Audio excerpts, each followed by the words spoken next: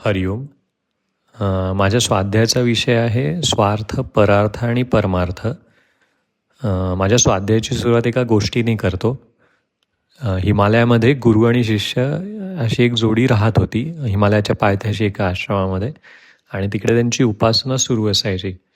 तर एक दिवशी असं ठरलं की पर्वतावर जरा फेरफटका मारून यावा असं. तर मग दोघं तिकडे गेले आणि बसले असताना तिकडे टुरिस्ट आले लोक काही. तर तेव्हा शिष्यानी गुरूंना विचारलं की तुम्ही मला मागच्या आठवड्यात शिकवतात की स्वार्थ, परार्थ, परमार्थ असं, तर असं कोणाला तरी बघून कॅटेगराईज करता येऊ शकतं का की हा माणूस कसा आहे?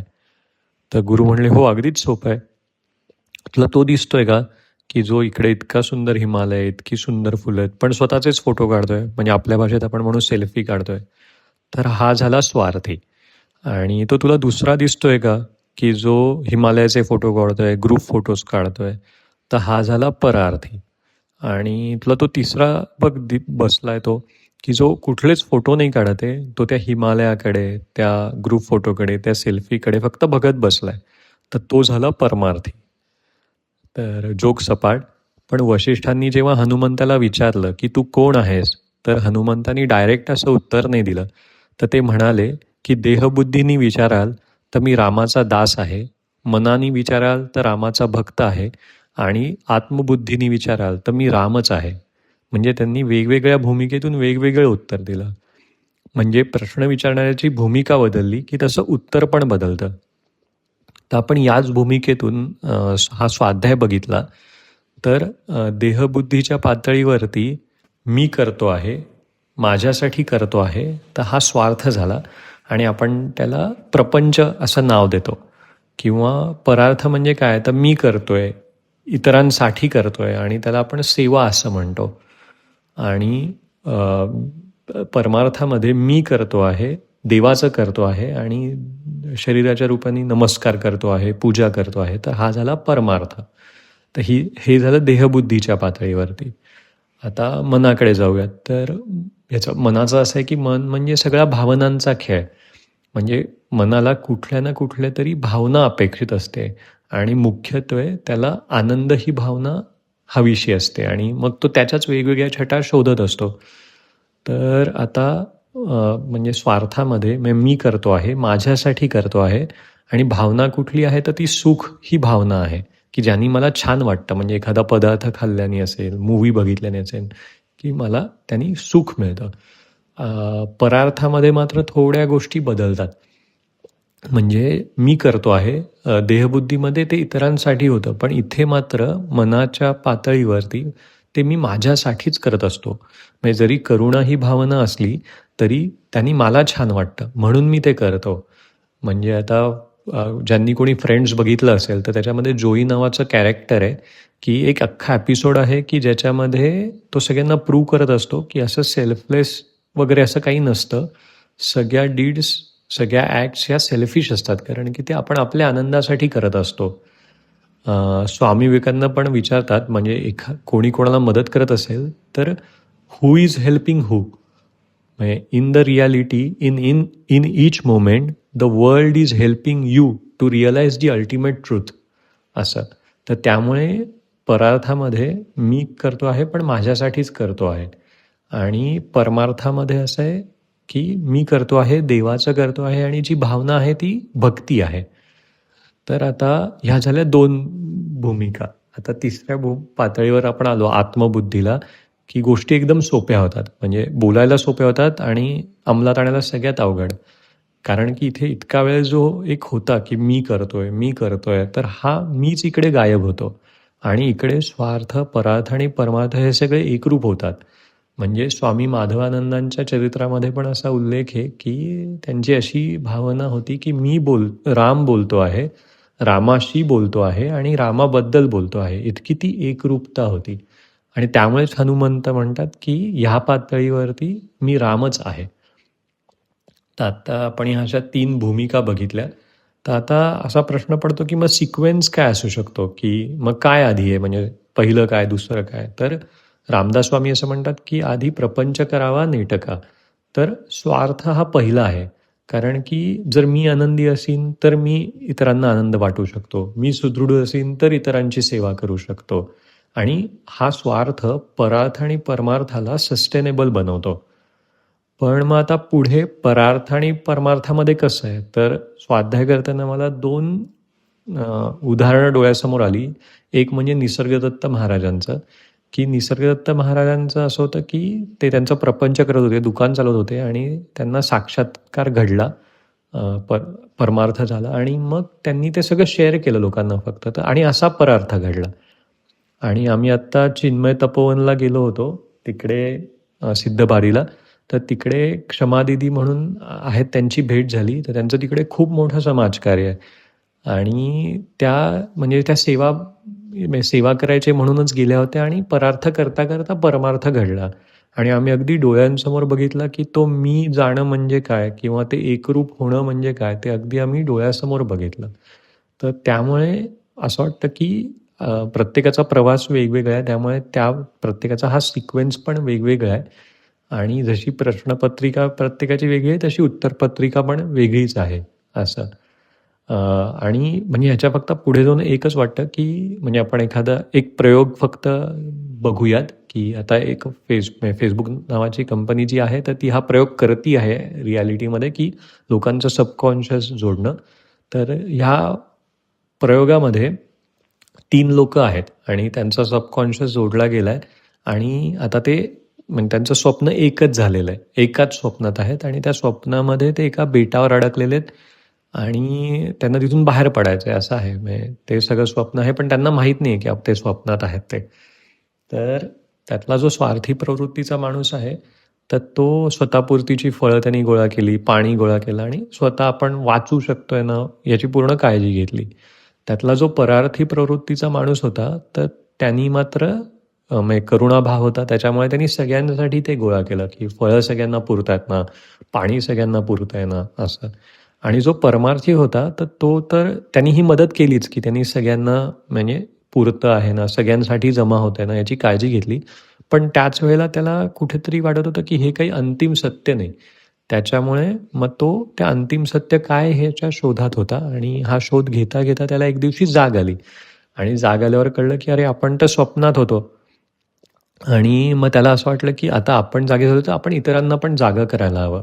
म्हणून मग त्यांनी कधी स्वप्नात जाऊन, तर कधी जागेपणी जागं करण्याचा प्रयत्न केला. तर इथे असं लक्षात येतं, म्हणजे हे उदाहरण घेऊन, की स्वप्नात कितीही मदत केली, तरी ती स्वप्नातली मदत आहे. त्यामुळे स्वप्नात मदत करणं आणि एखाद्याला जागं करणं, ह्याच्यामध्ये खूप मोठा फरक आहे. आणि त्यामुळे म्हणजे परमार्थानंतरचा परार्थ हा जास्ती व्यापक आणि चिरकालीन नसतो. आणि म्हणजे इतिहास पण याची साक्ष आहे, की म्हणजे जे काही गोष्टी ह्या म्हणजे जागं करण्यासाठी किंवा अध्यात्म या अँगलनी लिहिल्या गेल्या किंवा ज्या गोष्टी घडल्या त्याला जास्ती ड्युरेशन जास्ती असतं टाईम वाईज आणि त्या गोष्टी आपण आजही फॉलो करतो. म्हणजे आता भगवद्गीता घेतली, तर ती कित्येक हजारो वर्षांपूर्वी लिहिलेली गोष्ट पण आज आपण वाचायचा प्रयत्न करतोय, समजण्याचा प्रयत्न करतोय. आणि गीता पण कुठल्या पार्श्वभूमीवर लिहिली गेली, तर जेव्हा म्हणजे धर्म पुनर्स्थापनेची गरज असताना, म्हणजे परार्थाची गरज असताना, पार्थाला स्वार्थ सुचला, की मी आणि माझ्याशी निगडीत म्हणजे माझे भाऊ, माझे गुरु, माझे पणजोबा असं सुचलं. तेव्हा भगवंताला तिथे भगवद्गीता सांगायला लागली आणि सांगताना त्यांनी हेच सांगितलं, की स्वार्थ असू देत नाही तर परार्थ दोन्हीमध्ये तू निमित्त मात्र आहेस आणि तू निमित्त मात्र असणं हा परमार्थ आहे. तर असं भगवद्गीतेमध्ये सांगितलं. आणि अजून दुसरा एक डिबेट पण होतो, की म्हणजे एखादा चित्रकार असतो, तर तो म्हणतो, की मी चित्र काढतोय, तर मी त्यातच तल्लीन होतो. हेच माझं ध्यान आहे. हेच माझं देवाची पूजा आहे. किंवा एक म्हणजे लोकसेवा हीच देवाची सेवा असं. तर हे सगळं जरी कितीही बरोबर असलं, तरी ह्याच्यामध्ये एक लिटमस टेस्ट आहे, की म्हणजे ती लिटमस टेस्ट अशी आहे, की आपलं अख्खं आयुष्य आहे ना, हे एक प्रॉब्लेम ऑफ आयडेंटिफिकेशन असतं. म्हणजे मन आहे ना, त्याच्या अस्तित्वासाठी कशा ना कुठल्या ना कुठल्या तरी गोष्टीला स्वतःला आयडेंटिफाय करत असतं. म्हणजे आदी शंकराचार्य भजगोविंदममध्ये म्हणतात, की लहान मुलगा खेळण्याशी आसक्त, तरुण तरुणीशी आसक्त, वृद्ध चिंतेशी आसक्त. म्हणजे वय बदलत गेलं, पण म्हणजे आसक्ती काही गेली नाही. त्यांनी फक्त फॉर्म बदलला त्या आसक्तीने, पण आसक्ती तशीच राहिली. तर ती टेस्ट अशी आहे की उद्या म्हणजे स्वार्थामध्ये माझं कुटुंब असेल, माझा जॉब असेल, नंतर परार्थामध्ये मी ज्या संस्थेसाठी काम करतो ती संस्था, ते कार्य असेल, उद्या हे काहीही नाही आहे, तर मी आनंदी आणि स्थिर राहू शकतो का? आणि जर याचं उत्तर नाही असं असेल, नाही म्हणजे मला एक्झिस्टेन्शियल क्रायसिस जाणवेल, तर खऱ्या अर्थाने परमार्थ हा साधलेला नाही आहे. कारण की आपला परमार्थ हा ची कोर फिलॉसॉफीच ही आहे की तू तो आनंद स्वरूप आहेस. म्हणजे तू जो बाहेर शोधतो आहे ती गोष्टच तू आहेस. म्हणजे निसर्गदत्त महाराज म्हणतात की the one who meditated on bliss and peace is himself the ocean of bliss and peace. आणि असा हा परमार्थी हा आनंदाचा स्रोत असतो आणि म्हणजे आनंद त्याच्यातून उत्सर्जित होत असतो आणि बाकी सगळं दैवी योजनेनी घडतंय हे त्याला पूर्णपणे माहिती असतं. आणि असा हा परमार्थी प्रपंचात एक उत्तम अभिनेता असतो आणि त्याचा ॲक्सेप्टन्स हाच त्याचा परमार्थ असतो. तर आता माझं स्वाध्याय संपवताना मला जे वाटलंय ते शेअर करतो की असं वाटलं की अहम ब्रह्मास्मीच्या या मंचावर हा एकपात्री प्रयोगच आहे. स्वार्थ, परार्थ आणि परमार्थाचा भूमिका बदलत जाते, पण तो प्रयोग एकपात्रीच आहे. आणि स्वचा जेव्हा खरा अर्थ म्हणजे असा जर स्वार्थ म्हणला, असं जर लक्षात आला, तर मग परार्थ आणि परमार्थ हा एकरूप होतो त्याच्यातच आणि तो खऱ्या अर्थाने स्वचा अर्थ आहे. आणि आपण भगवंताकडे हीच प्रार्थना म्हणू शकतो की मला त्या वेळेची माझी भूमिका स्पष्ट करून दे, म्हणजे त्यावेळेची जी गरज आहे ती. आणि मला म्हणजे स्वार्थ असताना त्याच्यात निष्कामता दे, परार्थामध्ये निरपेक्षता दे आणि परमार्थामध्ये निरागसता दे. आणि हे सगळं होता होता एक दिवशी हे करणारा त्या कृतीमध्ये विलीन होऊन जाऊ देत. हरिओम. हरिओम. मिहीरचा इतका छान स्वाध्याय झाल्यावर आता मला बोलायची वेळ आल्यावर परत दडपण आलंय. जसंच त्या दिवशी आलं होतं जेव्हा दादांचा मेसेज आला होता ग्रुपवर शिबिराच्या रूपरेखाविषयी. तिथे लिहिलं होतं की स्वामी माधवानंदांविषयी मनोगत मानसी सराफ. ते जसं वाचलं तसं कॅज्युअली बसलेली मी ताडकन उठून बसली. कारण स्वामी असताना मी नेहमीच एक बॅकबेंचर होती. Attending everything but presenting nothing. पण आता असं वाटलं की काहीतरी आपण केलं पाहिजे, बोललं पाहिजे. It's high time. आणि स्वामींनीच ते धाडस दिलं आहे आणि आज मी त्यांच्याविषयी बोलते. स्वामींविषयी बोलायचं म्हणजे आठवणींचा सागर उफाळून येतो. आईचा जेव्हा अनुग्रह झाला तेव्हा स्वामींची गाठ माझ्याशी जोडली गेली. फार लहान होती मी, मला फारसं कळत नव्हतं स्वामी कोण काय. सो ते जेव्हा पुण्याहून नागपूरला जायचे, अकोला स्टेशनमध्ये यायचं आणि आम्ही रेल्वे स्टेशनवर त्यांना भेटायला जायचो. मी काय माहिती का मला नेहमी त्यांच्यासाठी एक ग्रीटिंग कार्ड बनवून न्यायची इच्छा व्हायची आणि मी तसं करायचे. सो मी जेव्हा त्यांना ते ग्रीटिंग कार्ड द्यायची, ते देताना मला जेवढा आनंद होतोय त्याच्याहून कितीतरी जास्त त्यांच्या डोळ्यात तो आनंद दिसायचा.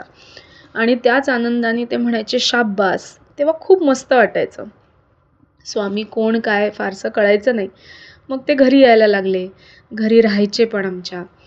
आणि असं करत 10वीत माझा अनुग्रह झाला. माझा अनुग्रह त्या दिवशी पहिलाच झाला, कारण स्वामींनी आधीच सांगितलं होतं की तुझा अनुग्रह पहिला होणार. अनुग्रह झाला आणि ते म्हणाले जा आता अभ्यास कर. आणि मग पुढे हळूहळू कळायला लागलं. शिबिरं काही अटेंड केली आणि गोडी निर्माण व्हायला लागली. मग ग्रॅज्युएशनसाठी मुंबईला ॲडमिशन घेतली आणि अकोल्याहून मुंबईला जायचं म्हणजे मी भयंकर होमसिक व्हायची. बरोबर जेव्हा पण मला असं खूप अनइझी वाटायचं तर स्वामींचा कॉल यायचा. म्हणायचे ते काय गं कशी आहेस, बरी आहेस ना, काय नवीन पेंटिंग केलं आहे. तसंच एकदा पुण्याला त्यांना भेटायला मी गेली होती तेजोनिधीला.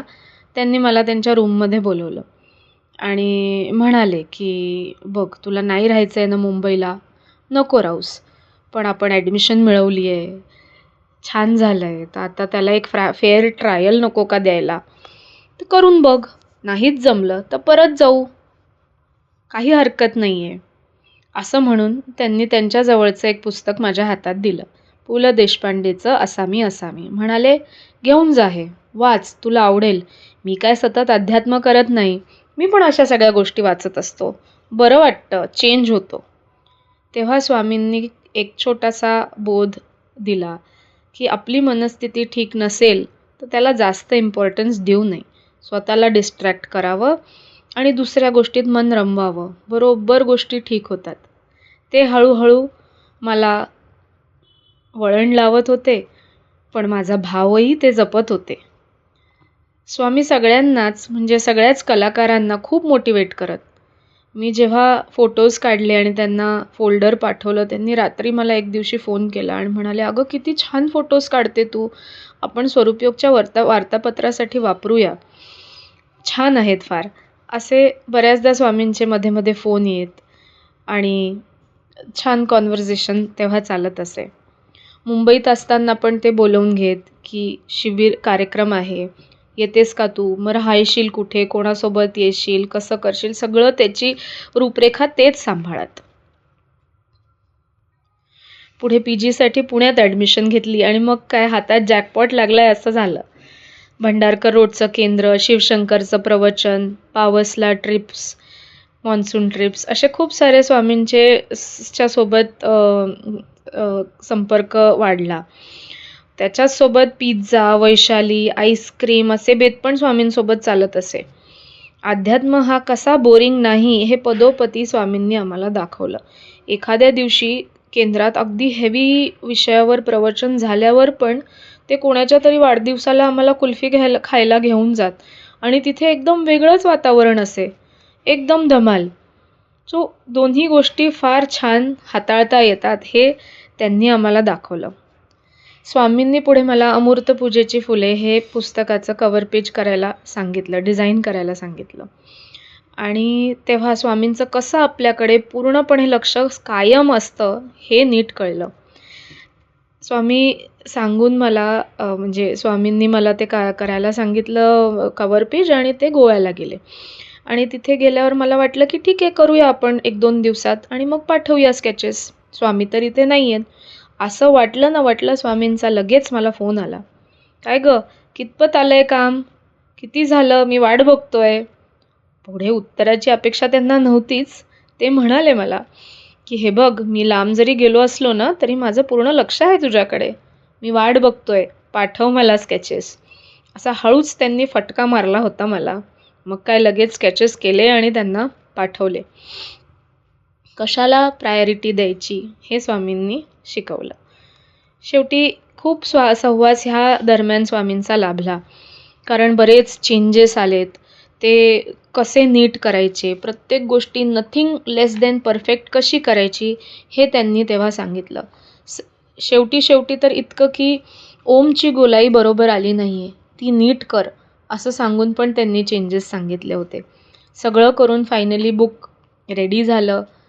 ते प्रिंट होऊन आलं आणि त्याच्या पहिल्या कॉपीवर स्वामींनी मला कल्याणमस्तू लिहून दिलं.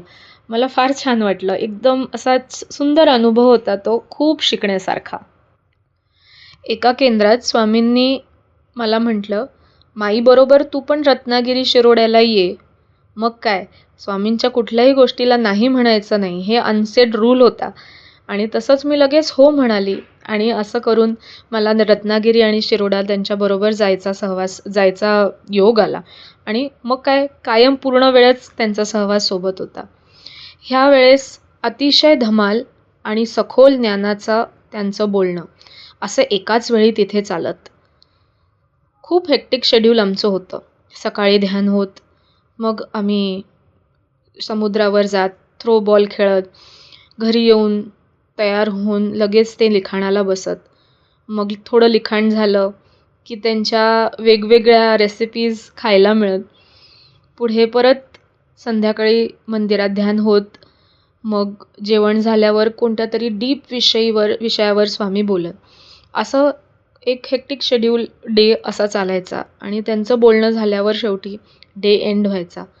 कितीही हेक्टिक असलं तरी आम्ही कोणीही थकायचो नाही मात्र तेव्हा. तिथेच एकदा स्वामी म्हणाले, आम्ही संध्याकाळचं ध्यानाला चाललो होतं मंदिरात तेव्हा, की आपण मंदिरात जातो फारच कॅज्युअली जातो. आपण विचार नाही करत की आपण कुठे चाललोय. आपण देवाला भेटायला चाललो आहे. मनाची पूर्ण तयारी करून जायला हवं. जाईपर्यंत नामस्मरण करायला हवं, हे त्यांनी तेव्हा सांगितलं. स्वामींनी अशा छोट्या छोट्या बऱ्याच गोष्टी आम्हाला त्या दरम्यान सांगितल्या आणि त्यांच्याबरोबर राहून प्रत्येक क्षण ते कसा युटिलाइज करतात दिवसातला हेही कळलं. त्यांचं सगळं फार कॅल्क्युलेटेड असत. मला प्रवासात 2 तास झोप हवी असं ते म्हणत. तर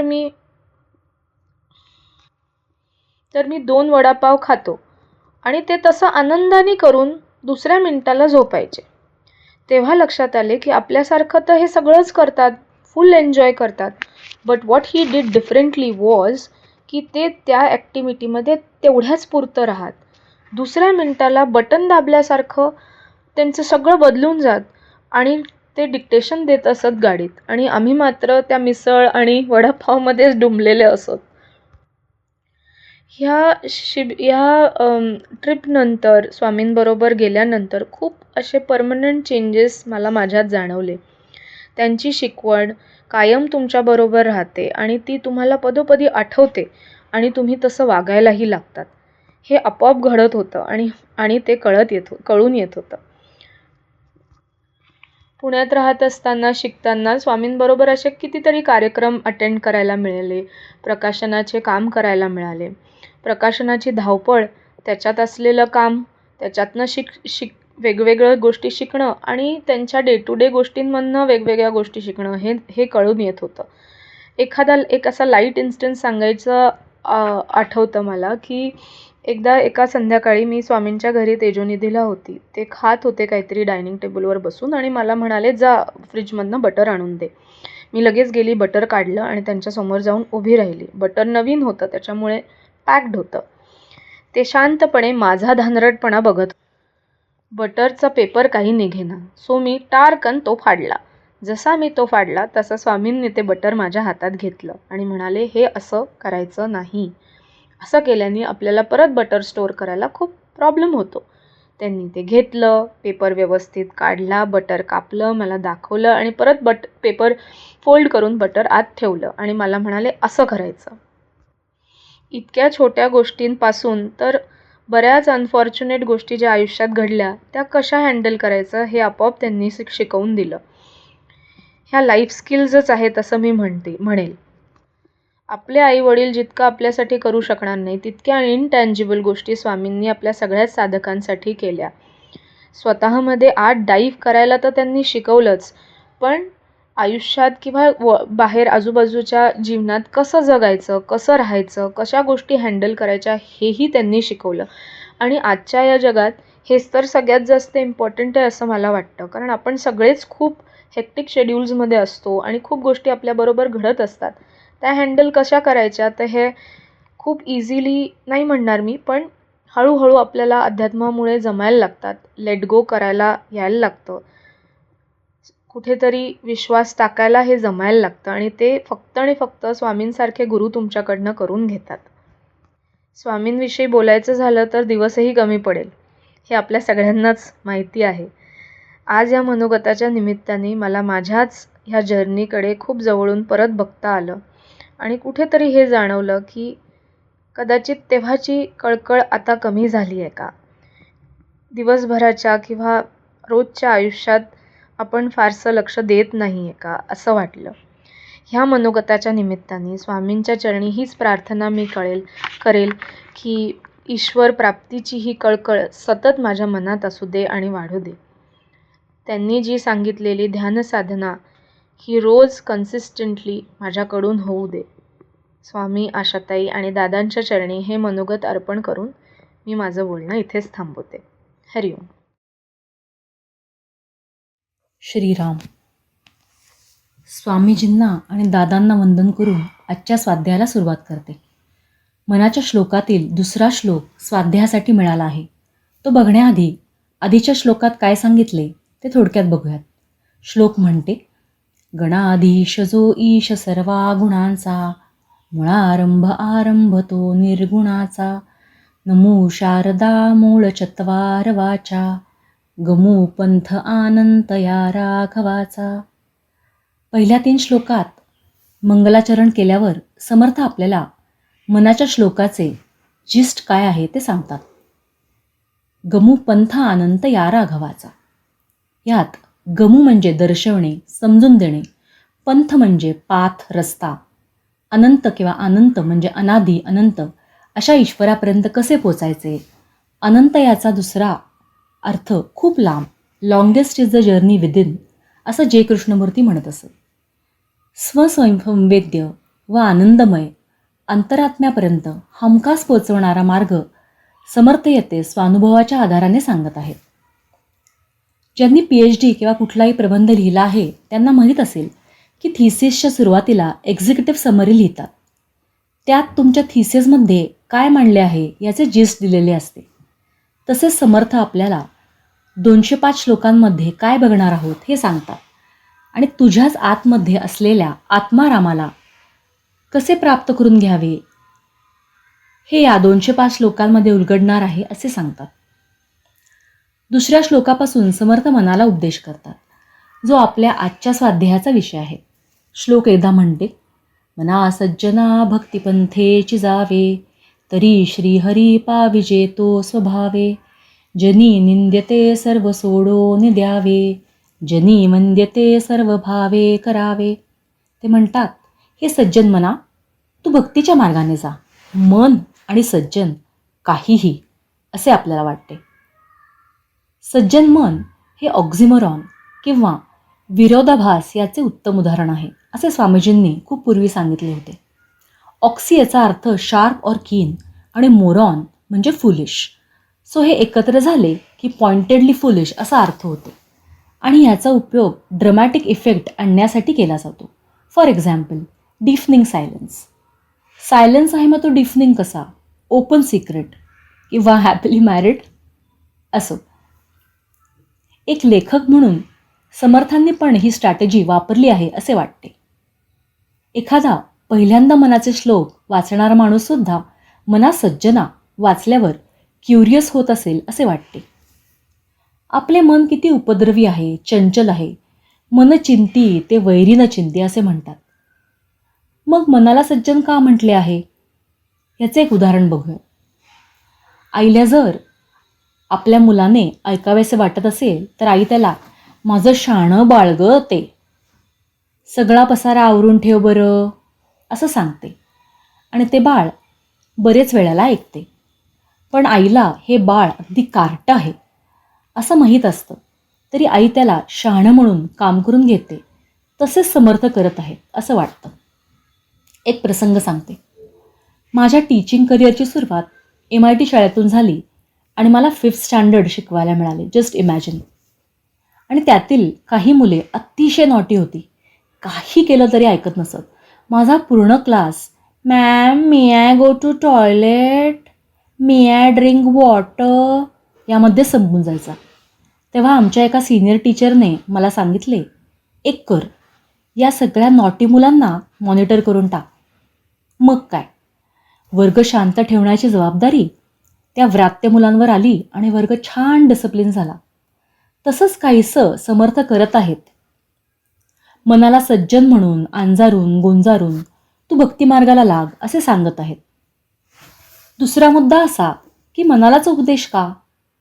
तर उपनिषदात असं म्हटलं आहे की मन एव मनुष्याणाम कारणम बंध मोक्षयोः बंधाय विषयासक्तम मुक्त्यै निर्विषयम स्मृतम. म्हणजे mind is the cause of liberation and bondage. When attracted to worldly objects, it leads to bondage. When free from such attachment, it leads to liberation. मनाने ठरवलं तर आपण काहीही करू शकतो आणि मनात नसले तर पोटेन्शियल असूनही आपल्याला काहीच करता येत नाही.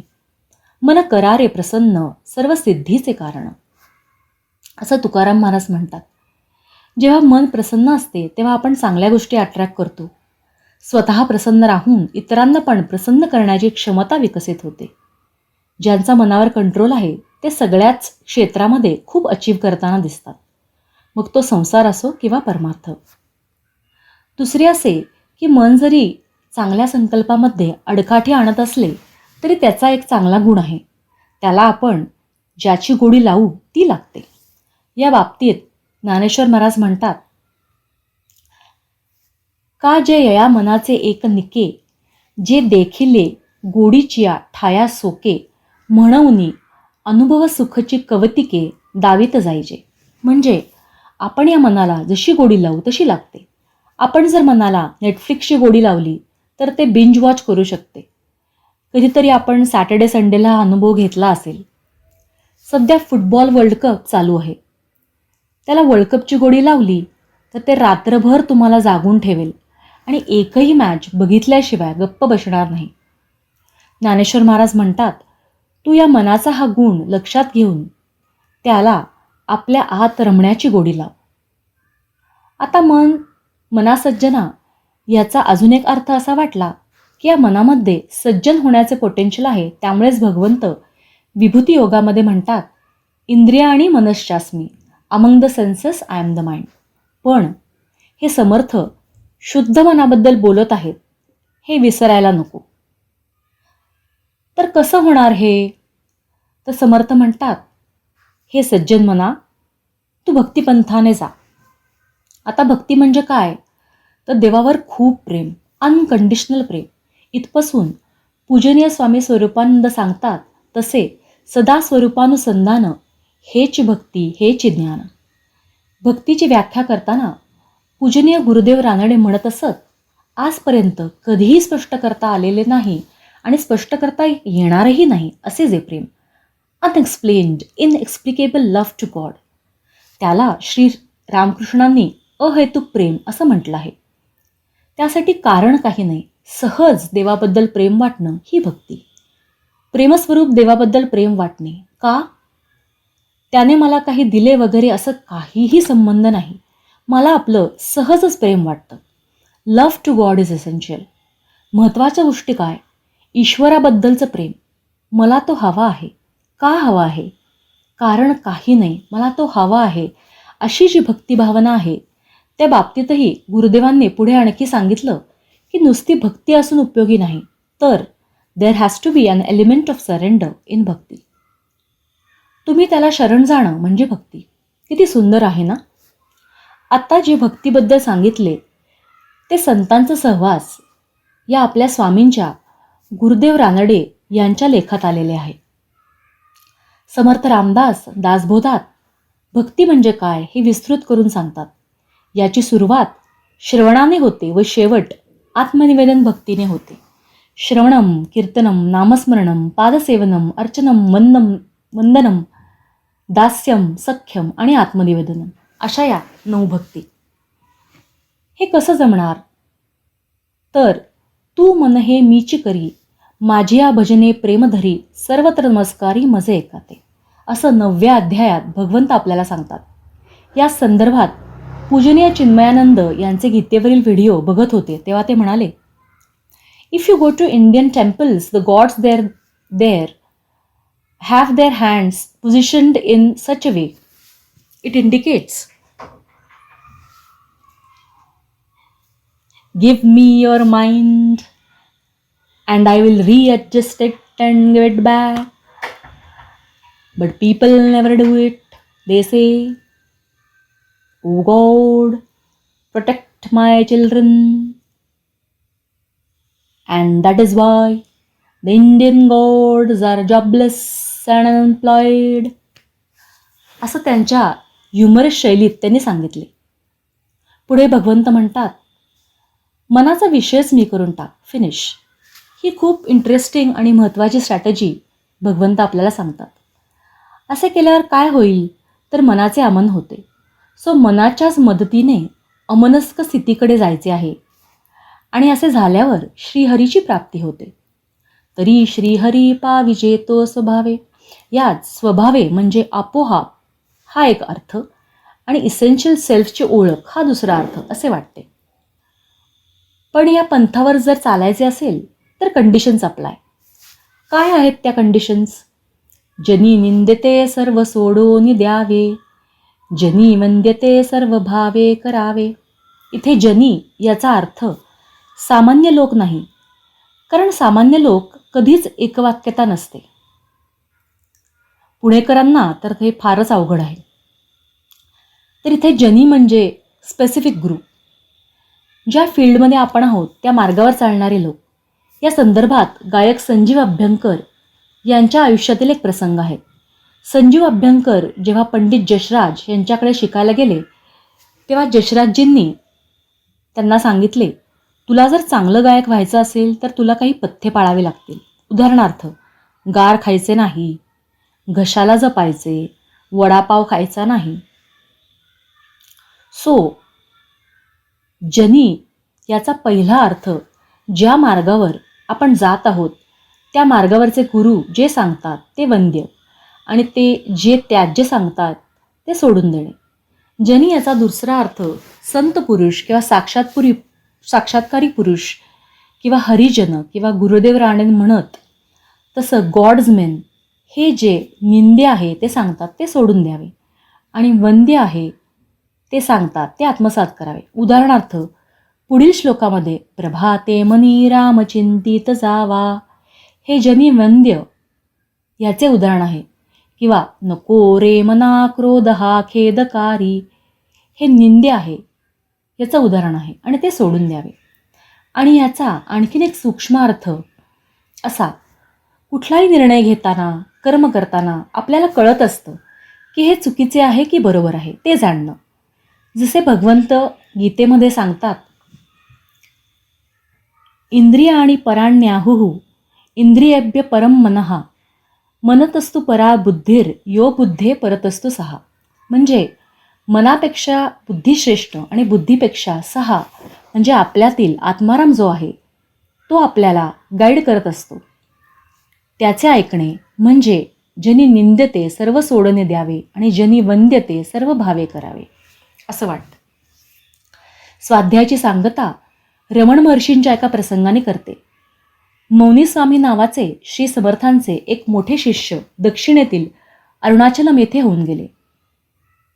त्यांची समाधी पाहावी या हेतूने श्री शंकरराव देव श्री रमण महर्षींच्या आशीर्वाद घ्यायला गेले. श्री रमणांनी त्यांना मौनी स्वामींच्या समाधीस्थानाबद्दल उपलब्ध माहिती सांगितली व म्हणाले, श्री समर्थांचे काही संस्कृत वाङ्मय आहे काय तुमच्या जवळ? देवांच्या जवळ मनाच्या श्लोकाची समश्लोकी होती ती त्यांनी श्री रमणांना दिली. देव तेथून तंजावरला गेले व 8 दिवसांनी परत आश्रमात आले. तेव्हा रमण त्यांना म्हणाले, काय हा अप्रतिम ग्रंथ, तुम्ही समर्थ वाङ्मयाचे संशोधन करीत आहात, ही उत्तम गोष्ट आहे, पण तुम्ही स्वतः कोठे आहात? देव गोंधळले व बोलले, मी शंकरराव देव, मी वकील आहे, मी समर्थ वाङ्मयाचे संशोधन करतो.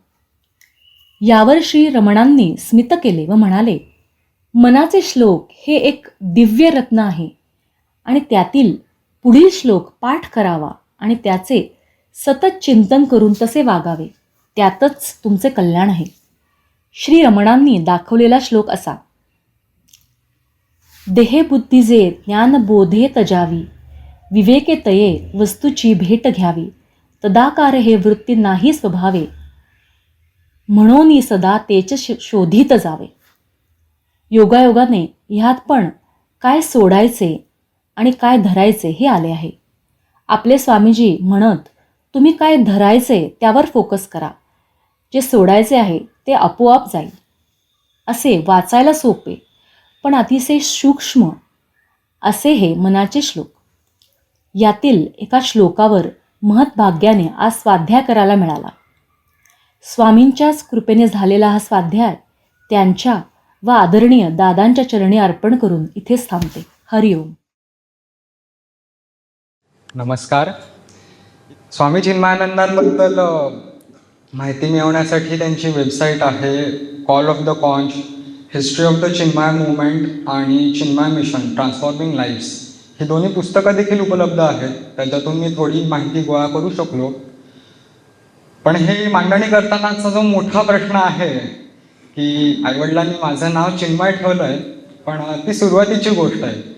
त्याच्या पुढे जो आनंद येतो आणि मजा म्हणून थट्टामस्करीमधला जो आनंद असतो तोही महत्त्वाचा असतो. पण एखादी सिद्ध व्यक्ती असेल तर तो जो आनंद आहे तो वेगळा आहे आणि अशा व्यक्तीबद्दल बोलणं हे खरोखर अवघड आहे. त्यामुळे जे काही तिथून येईल ते मला चांगल्या प्रकारे मांडता यावं अशी प्रार्थना. जर काही चूक झाली तर ती माझी असेल, ही गोष्ट मी आधीच सांगू इच्छितो.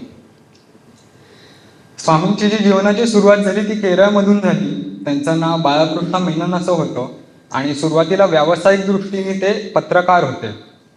पत्रकारांचे आपण वेगवेगळे प्रकार बघतो. काही जण असतात ते आपले जे मालक आहेत त्यांची हंजी करतात, त्यांना वरती कसं चढवता येईल ते बघतात. काही जण असतात ते युद्धावर सुद्धा जातात, म्हणजे सैन्याने काय करायचं वगैरे त्याच्यापेक्षा जास्त काय करायला पाहिजे हे सांगणारे पत्रकार असतात. बाळकृष्ण मेनन काय प्रकारचे पत्रकार होते यांच्यासाठी हे सांगण्यासाठी मी त्यांचीच एक ओळ वाचून दाखवतो. I am going to find out how these holy men are keeping up the bluff. ही गोष्ट स्वामी शिवानंदांना भेटण्याच्या आधी बाळकृष्ण मेनन यांनी मांडलेली आहे. म्हणजे सुरुवातीच्या आयुष्यामध्ये त्यांची काय प्रकारची विचारधारा होती किंवा देवाला मानणं न मानणं ह्याबद्दल त्यांचा काय दृष्टिकोन होता ही गोष्ट आपल्याला कळू शकेल. पण प्रत्यक्षामध्ये भेट झाल्यानंतर मात्र पुढच्या 2-4 दिवसातच त्यांची विकेट पडली आणि ते मोठे चाहते झाले. पुढे जाऊन त्यांनी अनुग्रहही घेतला, शिक्षा घेतली, विद्या घेतली. पण पत्रकारितेचा एक फायदा निश्चित झाला, तो म्हणजे त्या काळामध्ये ज्या ज्या घटना घडल्या त्या सगळ्या त्यांनी लिहून ठेवल्या आहेत. आणि आता आपल्याकडे खूप चांगल्या प्रकारचं तंत्रज्ञान आहे, इथे काय बोललं जातं ही गोष्ट आपण नमूद करून ठेवू शकतोय. पण तेव्हा काय काय घडत होतं हे कळण्यासाठीची जी रोजनिशी होती, डायरी होती, ती आत्ता उपलब्ध आहे आणि त्यामुळे त्यांच्या आयुष्यात काय काय घडलं ही गोष्ट आपल्यापर्यंत पोहोचू शकते.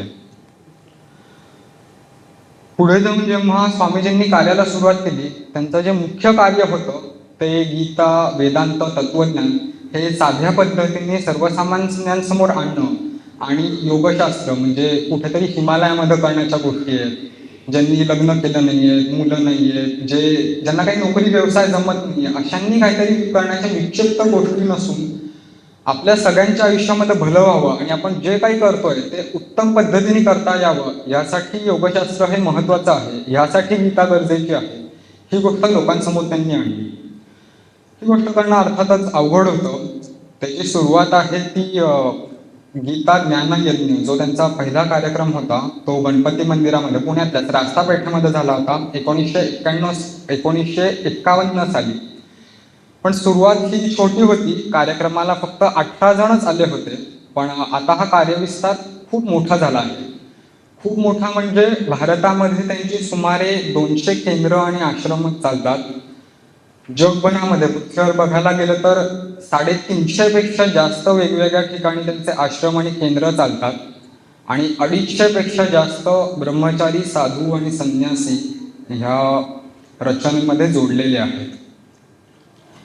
आता यामध्ये काय काय केलं जातं ते बघायला गेलं तर अगदी लहान वयासाठी शिशुविहार आणि बालविहार अशा प्रकारची मासिकं चालली जातात. मला खात्री आपल्याला सगळ्यांनाच वाटलं असेल की इथं आपण आलोय, चांगली गोष्ट आहे, पण जर लहानपणी आलो असतो तर अजून चांगलं झालं असतं. तर त्या दृष्टीने बालविहार आणि शिशुविहार ह्या 2 कामांची सुरुवात झाली. युवा वयोगटामध्ये आपल्याला शाळेत पाठवलं जातं. मॅकॅवलेची शिक्षण पद्धती जो काही चरखा आहे, एका बाजूनी मुलांना घालायचं, पुढे कारखान्यामध्ये चांगले कामगार आणि नोकरी करणारी लोक तयार होतील अशी बाहेर काढायची. तसं न करता अध्यात्माची जाणीव असेल आणि आपल्याला ज्या काही प्राचीन प्रथा परंपरा होत्या त्यांचं चांगल्या प्रकारे शिक्षण मिळू शकेल अशा प्रकारे इथे काम केलं जातं. पुढे जाऊन बघायचं झालं तर नोकरी, व्यवसाय, शिक्षण, लग्न, मुलं ह्या तर गोष्टी होणारच आहेत.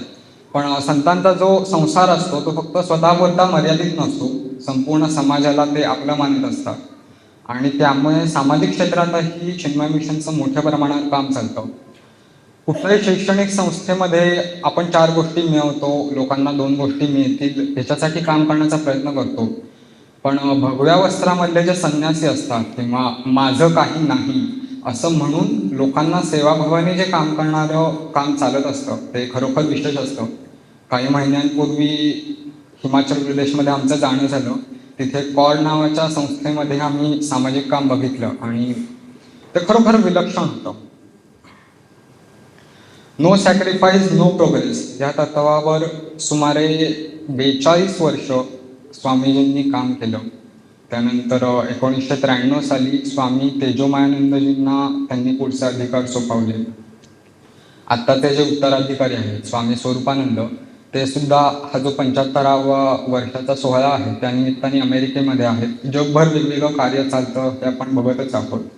ज्याप्रमाणे स्वामी तेजोमयानंदजींना हा पुढे अधिकार दिला होता, तसं आपण सगळ्यांनी प्रेरणा घेऊयात आणि आपल्या आयुष्यामध्ये सुद्धा तेजाची ज्योत उजळून येऊ देत अशी मी प्रार्थना करतो आणि माझा स्वाध्याय सांगतो.